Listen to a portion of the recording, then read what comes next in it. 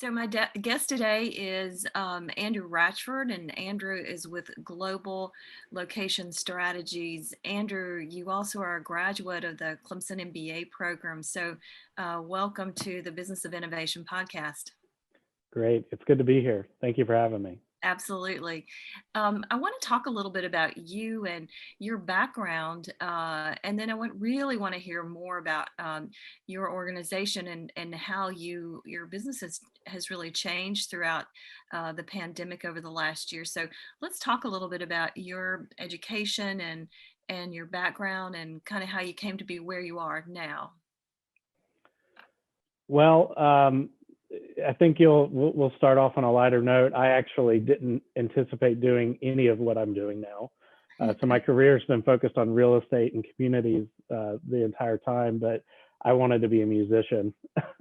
I actually wanted to go to Belmont University in Nashville and be a studio recording manager or someone behind the mixer doing all of that. And I still play music and I enjoy that, but life took a different turn. At one point, I ended up going to North Greenville University and I studied American Studies, which was kind of a blend of English, history, political science. How interesting. And it's not a double major or tri-major or anything like that. It was kind of this culmination of different disciplines because I had a kind of a hunger around research and more intellectual things that weren't being satisfied in the technology world in regard to audio and media. And so eventually I thought, well, I'm going to go work in law. I have some relatives that are in arbitration mediation, and I found that pretty interesting. And so I actually worked for a law firm here in town, a boutique law firm in town, and got some great exposure and did all the LSAT prep. I think I'm one of few that have, or maybe not few, but I'm one of those that took many LSAT tests and never took the actual test. But eventually what I did in my undergraduate degree became translated into what I did after college for a little while in community development and ministry work. And then ultimately, we can get into that, but ultimately, obviously, I came into Clemson to the MBA program, kind of looking at what I wanted to do next, and not really knowing yet, but it certainly panned out pretty well. So talk a little bit more about that. You came into the MBA program, and what exactly were you doing at that point? So when I graduated North Greenville, I took some time off and I thought I'm going to just take that year before I go to law school. And then I had done a large paper at the end of my degree talking about asset-based community development. Mm-hmm. And one thing led to another. If you know anything about Greenville, there's a side of town that used to be textile manufacturing, and the industry collapsed in the area and it became kind of the wrong side of town. Mm-hmm. But personally, by faith, and then also because intellectually, because of that study, I was interested in, can we go into this area and somehow attract different service providers and individuals to focus efforts in an area. And so I ended up moving to the west side of Greenville, to the Judson community, mm-hmm. plugging in, getting with a nonprofit that, organizing with a nonprofit to build a community garden, which was about an acre. We grew our own food and gave it away. And I learned so many things about permaculture and agriculture in general because we had no power or electricity. Volunteer management. We had over 2,500 volunteers. Fundraising. Wow. That's amazing. Yeah, we did all our work with volunteers, and then we fundraised to do all of that work, and it was a $100,000 project. And then I got involved through that effort with the YMCA, with other churches, the redevelopment authority in Greenville County, and ultimately started working for an affordable housing nonprofit. And so that's where I actually went through the affordable housing rental and then home ownership process myself after college. I elected to do that, and eventually started working for a similar nonprofit that built homes to serve individuals at or below the area median income. And that was truly fulfilling. I wish I could recall the exact phrase, but someone once told me, some jobs are more meaningful, and that's your pay. That's worth the lack of pay. And that may have been the case there, but I ended up getting a lot of experience in federal grant writing. We were very successful with different HUD grants and state grants for home improvements and building new homes and securing that funding. And eventually that led me to work for Greenville County in the long range planning department. And so that was a very different, so I went from private nonprofit to public with that move, and never thought I would work in planning, although I had been very exposed to planning as part of that that asset-based community development research project in college. And so I just found that job incredibly interesting. They let me work on a number of things, obviously the day-to-day zoning efforts, and but then I actually was able to work with a small municipality in the area. And this is where I got my consulting bug, which is what I do now. And so they lent me out, the county did, to this small municipality. And I was able to help them not only do their day-to-day stuff, but do their new master plan in the state of South Carolina. You have to do something like that every 10 years. And we were really able to drop back and look with the community, where do you want this community to be? What do you want it to look like?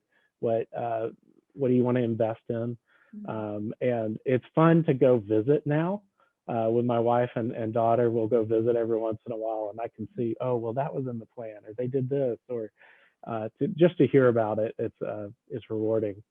And all of that time, I was in the MBA program at Clemson, not really knowing what I was going to do with it, but just excited to do that. And so I'll probably let that lie there.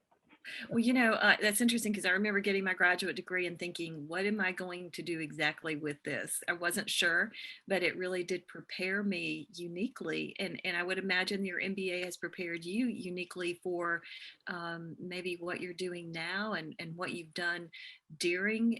Is that correct? Well, yes, because my next step was very different. I had worked in kind of a ministerial role, then a nonprofit role, then a public role.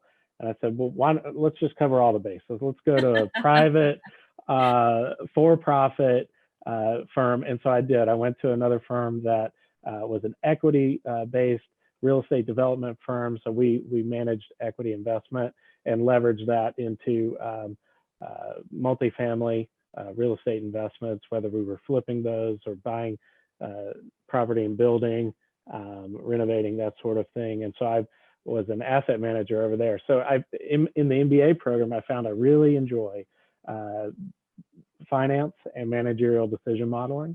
And so I was able to kind of move over from the county, so still focused on real estate and communities, but kind of in a different way that was very different and unique. And then after some time there, I found my way over by way of another friend to global location strategies, where I am now.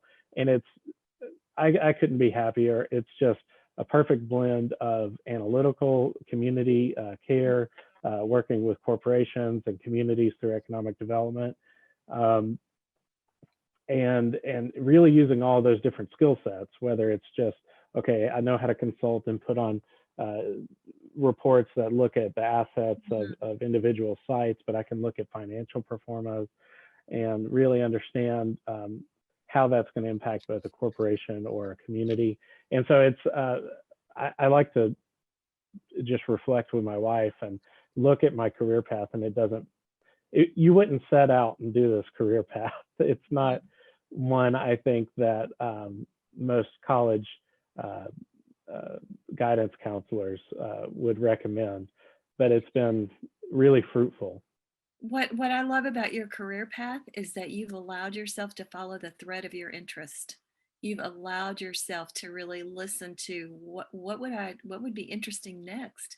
What would I love to do next? And that's what I hear in it, which has broadened you in so many ways for, what you're doing now. And I'm Mhm. excited to hear you say you really love what you're doing now and you feel uniquely prepared for it because of everything you've experienced and done. Is that kind of what I'm hearing?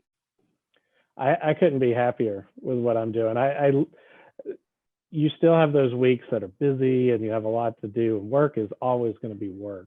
Mhm. But when you love what you do, and I don't really ascribe to the if you love what you do, you never work a day in your life mantra, but um, I really enjoy the work and I enjoy the people I'm with. Mhm. And I'll say when I was transitioning, when I was looking at do I move over to GLS, that's the abbreviation for our company. Um, I really considered, I was working with someone to consider my options, and we had a scale uh, that she called the wow factor. And it was a 10-point scale. You look at all the things. Where is it? How much are you going to make? How much time are you going to have off? All these things, culture. And 1 through 9 are normal, but 10 was this wow factor. Uh-huh. It was something completely made up. That's just it's over and above what you could ask or imagine, right? It's this: I want to live here, but or live in Denver, but work there. Yeah.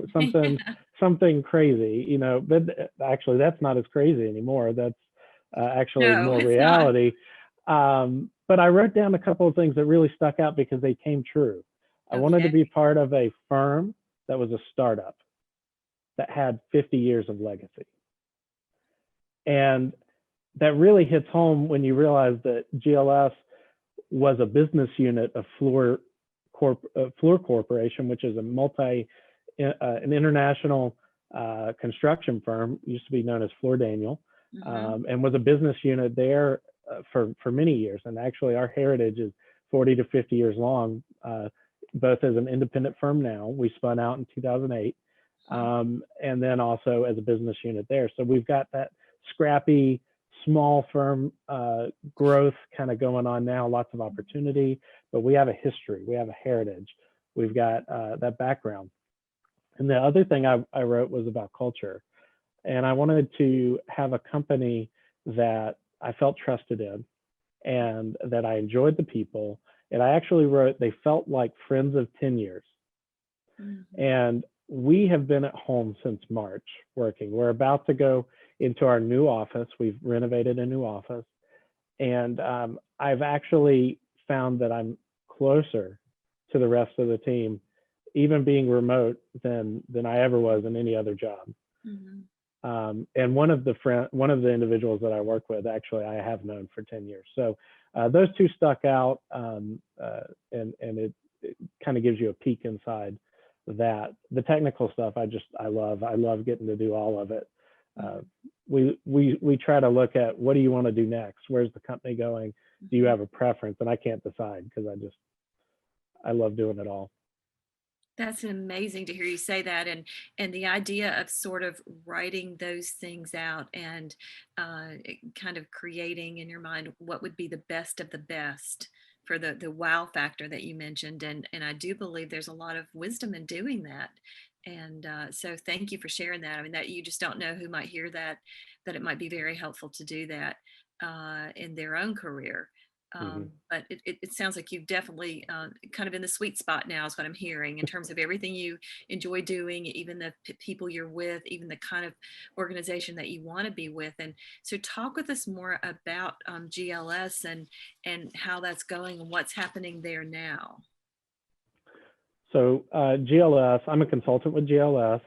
We are a site selection firm. We help corporations identify where and to place their next facility. We've got a heritage on heavy industrial or large manufacturing processes. So think anything with that needs a lot of power, a lot of people, a lot of some sort of process-oriented good, a lot of transportation needs. So that's kind of our heritage. But we've actually, and that's because of the relationship with Fluor, but we've actually begun to engage with a lot more diverse clientele. And then in the last few years, we've begun to focus on economic development consulting a little bit more. So we are consultants. We do not act as brokers. We can engage and do engage with brokers to kind of wrap the project up. We do everything from just reaching out and looking for the sites. So we engage with economic development groups at the state level, the regional level, the local level, et cetera, to bring in information about those sites or buildings and take them through a decision-making process where you pare down, you look at what are my cost demands. Well, first of all, what do I actually have to make this project work? What is a fatal flaw? We don't want to consider big decision, isn't it? It's a big decision. It's a huge decision for a lot of our companies. These are billion-dollar decisions or more, and they have hundreds or thousands of employees. These are big, game-changing opportunities, not only for that company because they're putting a lot at risk, but also for the communities that they land in.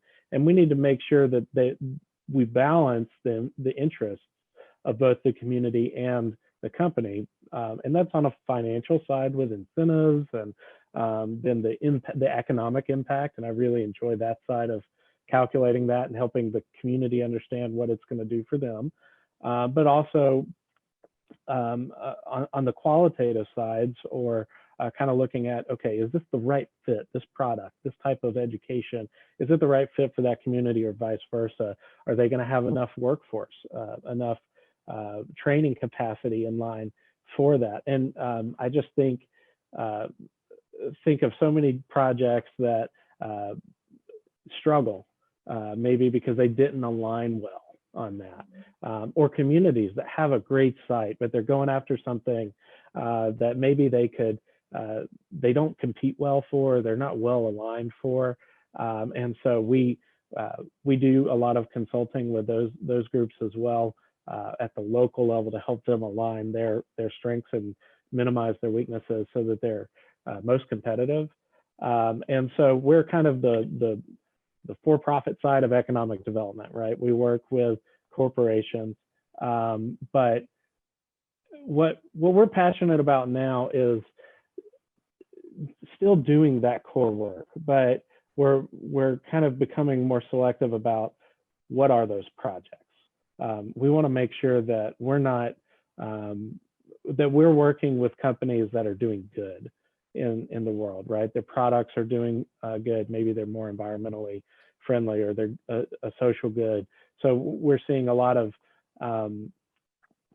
traditional products that are made in new ways. So maybe it's a chemical or petrochemical product that's made with absolutely green processes, or it's something that's going to reduce tailpipe emissions, or something like that. Or maybe it's a new product, something that replaces the need for an old product and is less impactful on the environment as it's made. Some of those things can overlap. So we've really focused on that. Obviously, the pandemic and whatnot have affected demand for different goods. But then we also want to work with our communities and make sure that that they're going to spend their money well, that we can kind of use the tools that we've learned over the years to equip them, to prepare them for a corporate project that's looking to make sure that they're aligned and they're competing on the right thing. And so I heard a couple of things there. So you're working with companies as they're looking for that maybe new site, that new location where they can find the right people, the right resources, the right place to build or upfit. But you are now you work with communities who are seeking corporations that would be in alignment with their values, in alignment with their community, and would come to them. That's right. So we, Because I know there's a lot of competition for those big projects coming to your community. So how valuable that you can coach and assist, and maybe sometimes be that matchmaker. You mean? everyone's looking around here. We have BMW. Everyone's looking for that next automotive OEM. Mhm. They have a lot of capital investment. They come with a lot of jobs, and they bring a lot of suppliers. Yes, they do. Um, there are a lot of sites out there that are going after that, and that is phenomenal. But it's very competitive, and Mhm. it requires millions and millions of dollars of investment to get a site ready, Mhm. to get the adequate power, to have it graded, and make sure that it's right beside the right infrastructure for transportation. And so one thing I'll kind of pivot to and talk about is we're able to actually deliver more value to these communities, more insight into what the site selection process looks like, Sure. because we're developing new tech platforms, we're developing new profiles that approximate the needs of particular industries. Mhm. So generally, when we have a project come in, we'll create some sort of a profile, a project description, if you will, of the needs that company has, not only the capital investment and the jobs, but Mhm. what exactly do they need on the electrical side or the other utilities, training perspectives, that sort of thing. Mhm. And so we're providing and encapsulating research to approximate that across all sorts of different industries. And so we're actually, when we plug that into the technology sources that we're developing or applications we're developing, we're able to approximate and run these economic development group site through mock site selection. And so we can see how their sites perform compared to other communities across multiple industries. And so that's been a really positive insight that we couldn't provide but for these improvements and efficiencies that we've invested in. And so that kind of foreshadows what I wanted to bring up was site selection has been more or less done the same way for the last 50 years. Mhm. It's different variants of managerial decision modeling. I like to call it that. That was my favorite course at the MBA. What was it? Managerial decision modeling. Yeah, yeah. Okay. It's just it's decision modeling, but I like the name. So and we work with C-suites, and so this is what they need to boil things down and understand. Okay, the costs, the risks, the opportunities on the quality side, and so we help them find the lowest cost, best value site with the least risks. Mhm. And it's been done by many different groups for years, and it's really just a consultancy model. Okay, we'll get a project, we work well with that client, we produce a great report and good recommendations, and they take it and they move on it. But that's not scalable. You really have to have a client and a customer, a client and a consultant just engaging, and it's just, throw the line back out and fish again. But we started a couple of years ago, even before I started, and even more so now, thinking, does this market need to be disrupted? Can we provide value to more people? Many people, they need to make these kinds of decisions every day. Mhm. My wife and I just made a decision to sell our house and build one. Yeah.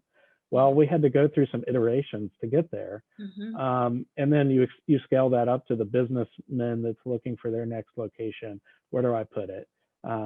Where should that go? And the commercial broker that's making decisions or recommendations. How could we empower them with our approach and our technology to provide more value to their clients in a way that's meaningful to them and Mhm. cost effective? Same thing for our economic development partners, and then ultimately for our corporate partners and clients. And so we decided, what if we can take our services and turn them into products? And we can then take the process and plug in these insights from the industry profiles, from our research, from our other partners, and go ahead and take site selection out of this consulting realm and democratize it. It's moving from this highly competitive area to this whole new environment that we believe is going to not only open ourselves up to additional opportunity in the market, but also it's going to benefit communities, but because they're going to have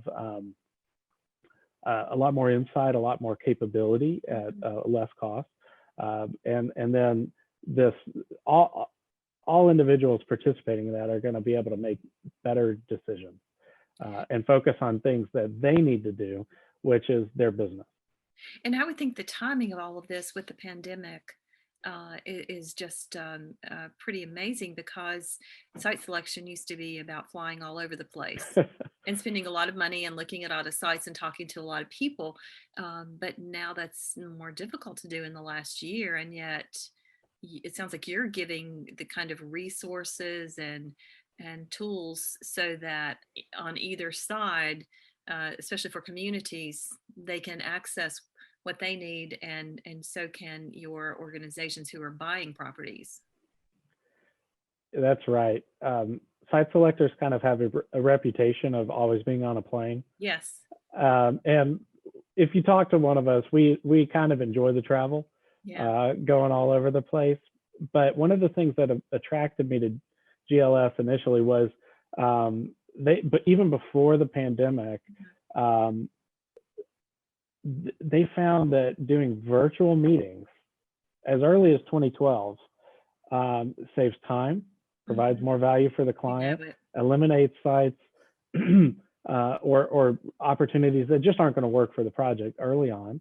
We say that we do these, everyone's familiar with Zoom and Microsoft Teams and all these virtual meeting applications now, but we've been invested in technology platforms on the geographic information system side with presentations, with virtual meetings for a while, with the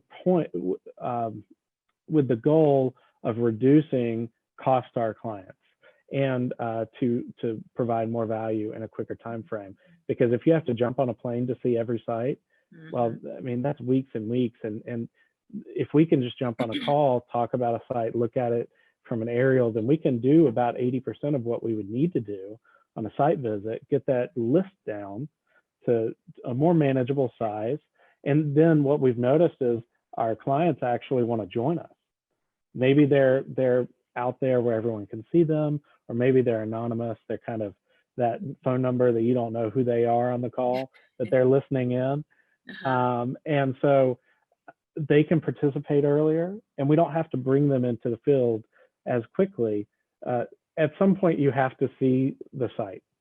And so, but we can do fewer sites, and that set us up well for the pandemic, as well as you could be set up for such a thing. Sure.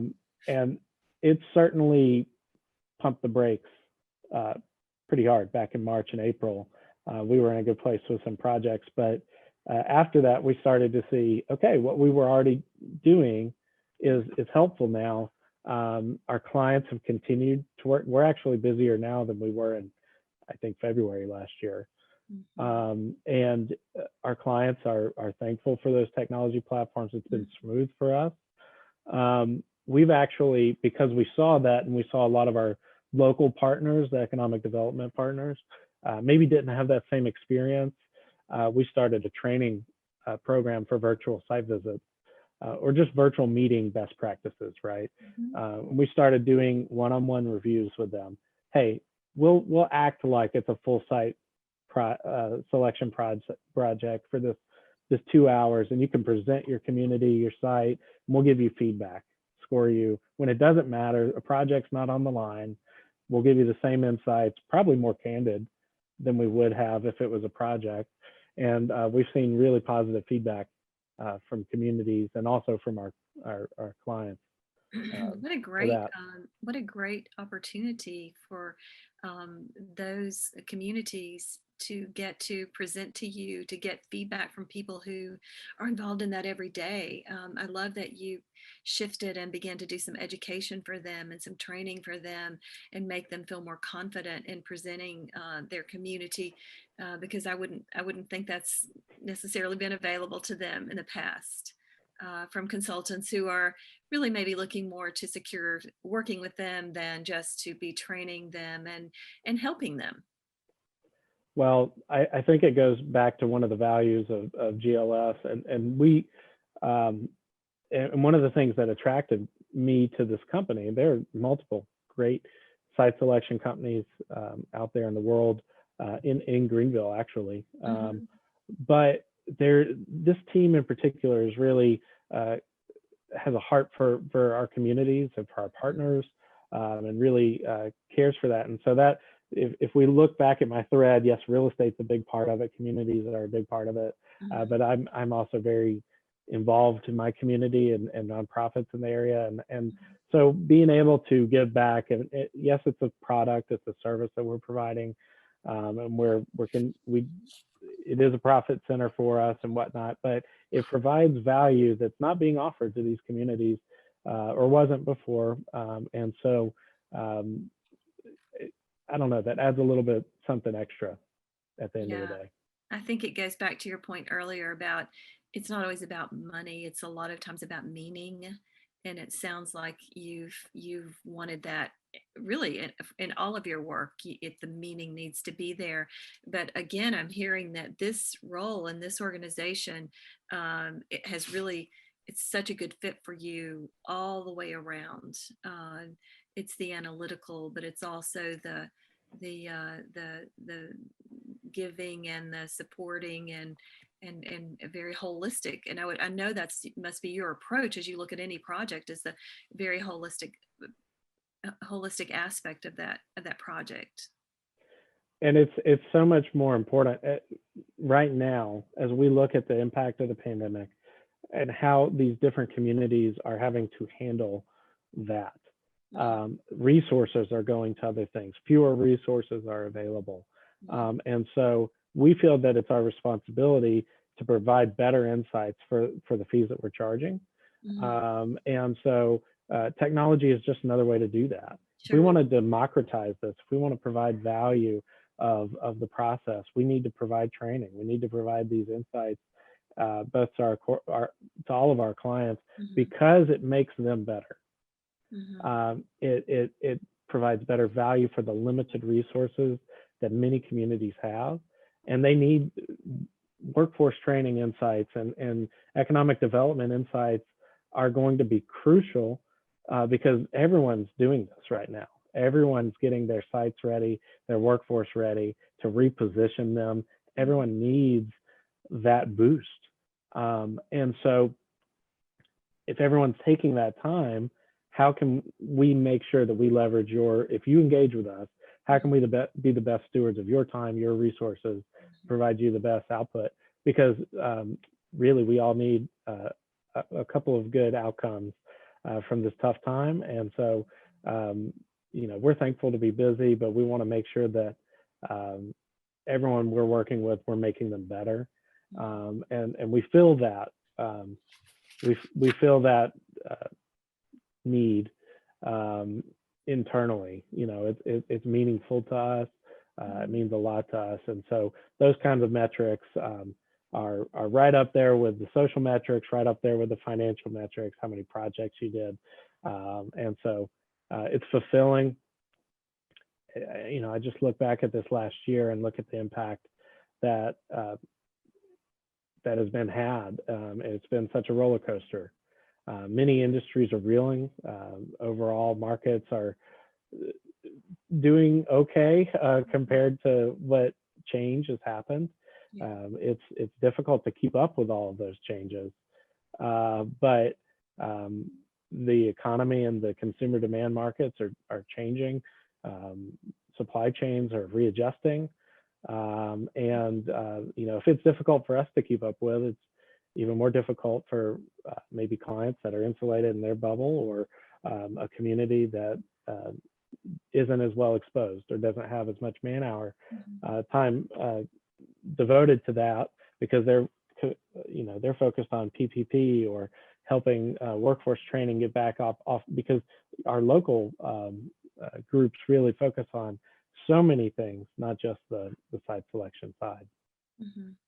You mentioned a supply chain, kind of rethinking your supply chain. Do you mind to comment on that just for a moment? Mhm. Right.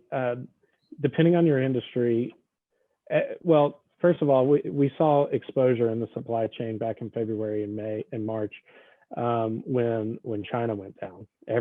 Overnight, the industry shut down, manufacturing suppliers shut down. We Hmm. started to see manufacturers across the board that sourced from China and then relative areas, not they would have to shut down, not because they had the virus or because they had concerns, but because they couldn't get what they needed to make their Yes. products. And so it starts there. Obviously, China is back up and running, and is poised for great growth now. But what companies started to realize is there's a risk factor that we've not accounted for, not only in our location decisions, but in it is rooted in locations, but in our supply chain overall. Are we getting everything from one place? Yeah. Are we getting it from a place with similar risks? And I don't think anybody was actually looking at pandemic as an actual risk. I mean, it's like, I guess maybe we should look at it now like the 100-year flood. It's the 100-year pandemic, to some degree. And I hate to think of this happening again, but Hmm. through history, it is a recurrence. It seems to be something that happens. Yes. And so as businesses, we can, and consultants, we can think about, okay, how do we defer that risk? And so immediately you started to hear people talking about nearshoring or reshoring. And, Hmm. that kind of gets muddled in the politicization of rhetoric and whatnot out there. But the reality was, um, companies started to look at um, nearshoring years ago, whether it be because of a mandate from a local government. I know that many auto manufacturers have to have or other manufacturers have to have a plant in China, for example, to serve that market.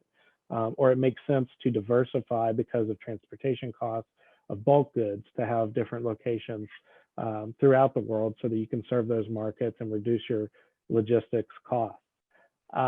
Or um, so nearshoring became advantageous. And then the pandemic hit and the risk was exposed, and everyone said, okay, maybe I can accept a higher cost. Maybe I can have multiple smaller factories. And it's not just about efficiency, everything under one roof, limit my transportation time and whatnot, because I'm trading off some extra costs for redundant capacity. Okay. I'm working with a client right now that had some some facilities in different areas. One had to shut down for a lot longer. Another did not. They're looking at redistributing some of their production volume to the area that did not. Other clients look at response to the pandemic or public welfare, public health measures, and they consider that as part of their quality considerations for a site as minimizing risk. Maybe there's a better healthcare system or there's a healthier population. So because that trickles into, will my workforce be stable? Yeah. Are they going to be available, or am I going to have to shut down because I'm not going to have that, or the supply chain? So A lot to think about, but certainly there's a lot of learning I think that's going on with through this pandemic. And I was talking with Alexis Garson at Michelin, and he was saying, I'm not sure we've learned it all yet. We're still unpacking it and so forth. So, Andrew, one of the things that I think about as I listen to you is um, certainly you have such diversity in your career path. And it's, I think, uniquely prepared you for where you are, as you talk about the facets of what you're doing and so forth. And I can just imagine, and I think you've said this already, but I mean, if you just boil it down to the why and what excites you every day, you certainly touched on it. But what is it what is the why? What is it that excites you every day? If you could just say it in a nutshell, because there are other people out there who are getting their MBA, they're trying to move towards that, that thing. But just share with us maybe what's the why, and how maybe the MBA kind of helped you achieve it. Um, hmm, so the why, the MBA certainly set me up to consider things, um, particularly financial, that I didn't. I didn't have the capacity to Mhm. before. So um, my focus was on communities Mhm. before, only, and I didn't understand the macroeconomic side of it. I didn't understand any of that. Wow. Ultimately, the different um, jobs that I've had and the training through the MBA have helped me retain this focus on the community and helping to um, to provide better resources and to equip them. But also, it is it is so gratifying to tell a community you've been selected for Mhm. for a monumental project, I one can that's only going to. imagine. It's so incredible to tell them, hey, you've got this life changing opportunity. They're coming, Mhm. and knowing that you've well aligned them so Mhm. that it's really going to be a win-win for both sides. Of course, not everyone wins, and so that can be difficult, but that's an opportunity for growth. Mhm. And we also have set ourselves up um, to participate in that. And I really do, as we continue to roll out these technology platforms, I really do think that we're going to be able to take that. It may not be as overt to some people, but Mhm. we're functionally letting that happen, Mhm. so that you know it's not just about cost. It is about quality, and you can consider things about public health and transportation and affordable housing and all these environmental stewardship opportunities or social stewardship guidelines that are sometimes overshadowed by Mhm. other things. And so I think the process, um, Mhm. bundling it all up in a way that's easy to manage, allows brokers and corporate decision makers and communities to consider things that they just didn't have the bandwidth to do before. And Mhm. these are things that are worth doing. Our communities are worth considering. It's worth considering housing stock and wages and quality of life, not only because of our community, but also because of the way it helps our companies. And they are interdependent. Um, Yeah. What you're teaching communities and hopefully helping them ramp up and prepare for it, getting a project, like you said, telling a community you have this project affects generations. It affects generations of people when this happens for yeah, them, a big project. But your ability to help them prepare, recalibrate, prepare, be better at presenting themselves, especially now when a lot of that is done technically, is hugely valuable. So I just applaud you for that. It's disruptive and it is different, in that field. So congratulations to you on that and all your thank you. accomplishments and we just appreciate you sharing with us this morning. And I just want to kind of wrap up here. And just if there's anything else you might want to comment on or even say to a person looking even to get their MBA or who's in their MBA, anything you might want to advice you might want to give them. Well, I would say to someone considering their MBA, especially with comments that are out there now devaluing um, MBAs in general and whatnot, I just want to say you may not know where it's going to take you, Hmm. but you won't know if you don't get it. Yes. Um, it is a wonderful opportunity if you seize it.